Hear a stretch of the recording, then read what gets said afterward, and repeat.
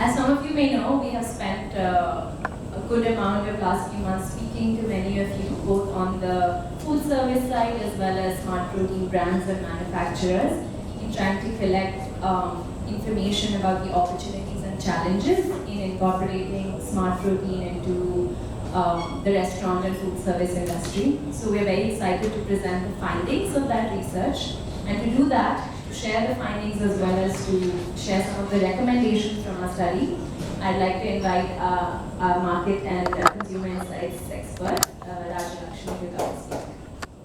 Thank you, Mansi. Good evening, everyone. So as we all know, eating out as a market has been evolving at a rapid pace. So from being just part of the special occasions like maybe birthdays and anniversaries, now eating out is almost like your weekly routine. So you step out for a meal every time there's a special occasion, and there's a lot of meals that are being ordered just for convenience. So with a huge urban, young and an affluent population, especially in the metros, the eating out frequency today is almost like 6 to 8 times in a month. So with this kind of frequency, we are looking at India being the third biggest eating out market, food service industry in the world, only behind US and China. So the food service industry also has played a key role in introducing many of the newer cuisines, newer ingredients, and newer tastes to the consumers. So right from cross-pollinating a lot of regional Indian dishes, the Western formats like burgers and pizzas have become household names thanks to the food service industry. At the same time, plant-based meat is something that is new, niche, and exciting. So the collaboration between food service and plant-based meat industry can be a win-win for both the partners. Plant-based meat can add to the variety at the restaurants. It can also get something which is tasty, indulgent, and also add to the protein and health. So in the last few months, GFI has been doing work with many people in the food service industry to put together some of the ground rules for both the industries to come together and then create successful collaborations. So the key methodology that we've done is, so in the first phase, we have web scrape to find out a database of restaurants which have plant-based meat items on their menu. And we've also put together a set of restaurants who have significant presence. So if they are able to roll out plant-based meat, they can definitely create an impact for the category. So with these two sets of restaurants, we've spoken to different stakeholders in the system, right from chefs, founders, marketeers, to understand what's the kind of awareness and the perception that plant-based meat has. What are the challenges and experiences for the players who already has it in their menus? And what are the barriers if somebody is not stocking these products and then rolling it out into their menus? So some of the key insights that we've got through this.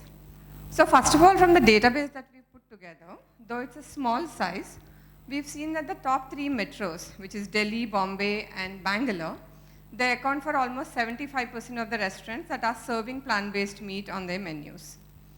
So in between the segments when we look at it, casual dining restaurants followed by the cloud kitchens had a lot of penetration for plant-based meat products.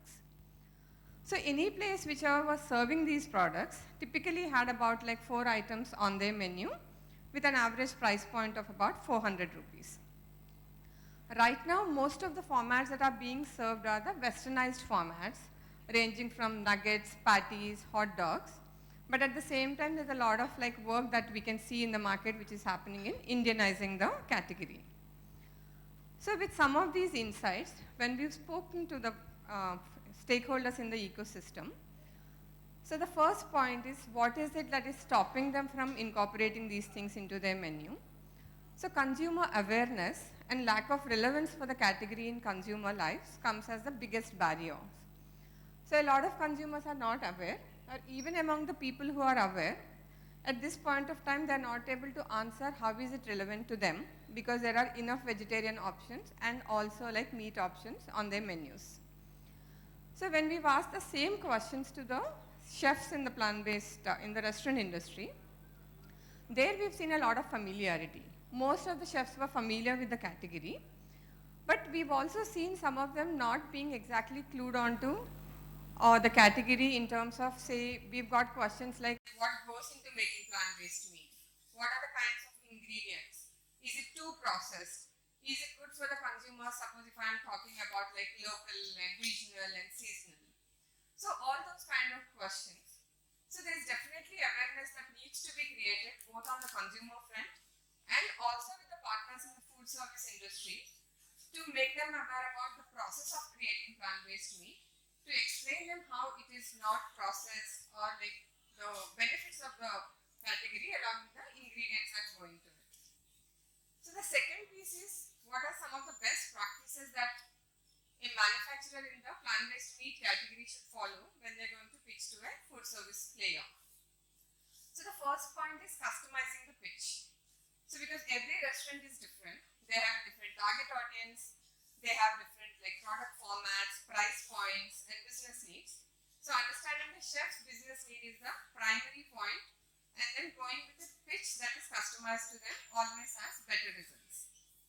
And also when we're trying to create recipes, the primary focus should be on the taste and indulgence, because diners when they are stepping out, they are not really looking for options which are healthy, nutritious. So therefore focus on taste and indulgence, and considering that the chefs in the food service industry has a lot of experience in creating these recipes, so co-creating the recipes, the menu ideas with them, and also like tweaking the recipes based their feedback also gives a lot of confidence for them to roll it onto their menus. And in terms of product formats, what we've seen is most of the chefs prefer creating their own dishes rather than taking something that is ready to eat or ready to cook and roll it onto their menus. So therefore base products which are like pretty versatile, something like a keema, minced meat, that can be created into multiple formats has a better resonance with the chefs. And in terms of finalizing the deals, what we have seen is also pitching to the format which has a higher probability of takeoff at this point of time. Say for example, we've not seen a great takeoff in QSRs from the chef's perspective because the price points are not working out for them at this point of time. But at the same time, something like a casual dining or like something premium formats where the price points are already like at a slightly higher level, there's more openness to try these categories. Also, when it comes to the price points, typically for diners also, the price point that they associate with vegetarian products is always lower compared to the meat products. So therefore, pricing these products on par with the meat products and also matching the gross margins of the current products in the restaurant helps closing the deals. So one of the other concerns that we've also seen from the chefs is because of the slower offtakes that they are seeing right now, they do not want to hold on to a lot of products because it impacts their profitability. So a little bit of flexibility in terms of the minimum order quantities and also the credit terms will at least help them try the category. And in the last, I think the most important thing is to position the category in the right way and also marketing it really well in the restaurant. So some of the best practices in some case studies that we've seen is really cross-selling to everybody who's visiting the restaurant and also like encouraging them to try and putting a lot of like marketing collaterals at the point of sale or on the tables and positioning the category in the right manner which appeals to the target consumer of the restaurant. So in the last, most of the people or most of the manufacturers who've seen success, their mantra was to be patient and persistent with the pitches. So that's briefly the insights that we've got from the study. So there's a QR code on the menus that are there on the tables, so you could go through the detailed insights from there. Thank you so much.